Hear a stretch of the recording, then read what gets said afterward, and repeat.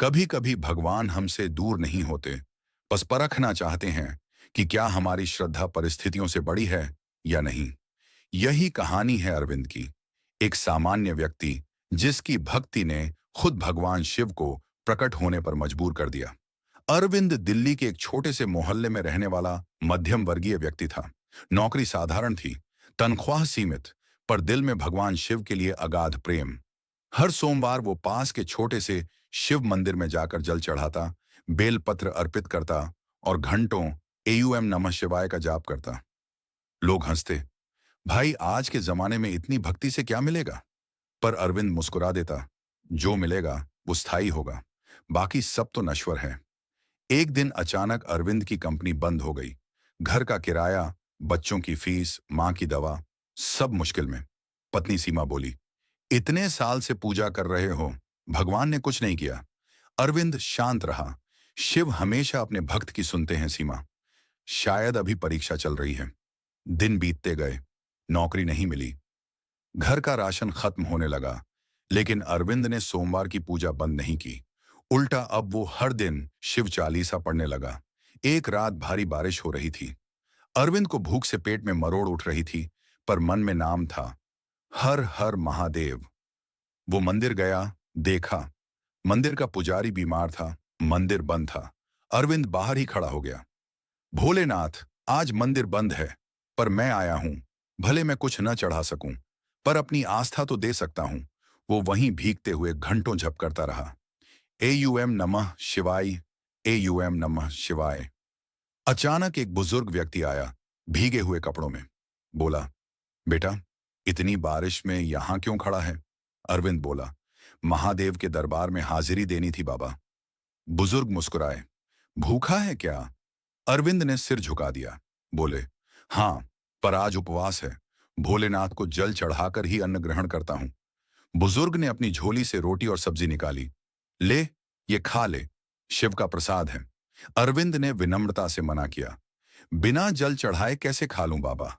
बुजुर्ग मुस्कुराए, बोले, जा, तेरे घर में आज शिव स्वयं जल ग्रहण करेंगे। अरविंद कुछ समझ नहीं पाया, पर प्रणाम कर घर लौट आया।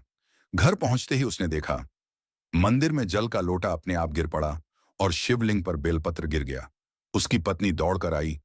ये क्या हुआ? अरविंद ने कहा, भोलेनाथ ने कहा था वे स्वयं जल ग्रहण करेंगे। शायद उन्होंने कर लिया। अचानक घर में सुगंध फैल गई, चंदन और गंगा जल की। पत्नी की आंखें भर आईं। क्या सच में भगवान ने सुन ली? अरविंद बोला, हाँ सीमा, अब कोई शक नहीं। अगले ही दिन सुबह अरविंद को एक फोन आया। अरविंद जी, आपने पिछले महीने जो नौकरी के लिए आवेदन दिया था, उसे स्वीकार कर लिया गया है। आपकी ज्वाइनिंग कल से है। अरविंद मुस्कुराया। भोलेनाथ ने सब संभाल लिया। वो दौड़ता हुआ मंदिर गया। देखा, मंदिर का दरवाजा खुला था, पर कोई पुजारी नहीं। फर्श पर वही बुजुर्ग का कपड़ा पड़ा था। उस पर लिखा था, भक्ति सच्ची हो तो शिव कहीं बाहर नहीं, तेरे भीतर ही मिलेंगे। अरविंद फूट फूट कर रो पड़ा। धीरे धीरे मोहल्ले में सबको पता चला कि कैसे अरविंद के घर में चमत्कार हुआ। लोग जो पहले मजाक उड़ाते थे, अब हर सोमवार उसके साथ मंदिर जाने लगे। अरविंद अब भी वैसे ही साधारण व्यक्ति था, पर उसकी भक्ति ने कई लोगों का जीवन बदल दिया। वो सबको यही कहता, भक्ति का मतलब मांगना नहीं, समर्पण करना है। जब तुम खुद को ईश्वर को सौंप देते हो, तब ईश्वर तुम्हारे जीवन की बागडोर संभाल लेते हैं। कुछ महीनों बाद श्रावण मास आया। अरविंद कांवड़ लेकर हरिद्वार गया। वहां गंगा जल भरते वक्त उसने आंखें बंद की और कहा, भोलेनाथ, बस एक बार दर्शन दे दो। उसी पल नदी की लहरों से एक हल्की आकृति उभरी, नीले प्रकाश में लिपटी, जटाओं में गंगा, हाथ में त्रिशूल और मुस्कुराता चेहरा। अरविंद के होंठ कांपे। महादेव, आवाज आई, तेरी परीक्षा समाप्त हुई वत्स। तेरी भक्ति ने मुझे बांध लिया है।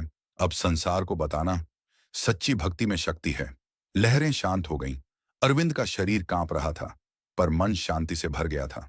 वो जान गया, शिव केवल मंदिर में नहीं, हर सच्चे हृदय में वास करते हैं। इस कहानी से सीख मिलती है कि ईश्वर कभी देर नहीं करते, वे बस देखते हैं कि तुम अपने विश्वास पर अडिग हो या नहीं। जब तुम्हारा भरोसा टूटने लगता है, वहीं से भक्ति की असली शुरुआत होती है। अरविंद अब हर सोमवार मंदिर नहीं जाता था, क्योंकि अब उसे मंदिर हर जगह दिखता था। अपने काम में, परिवार में, हर जीव में।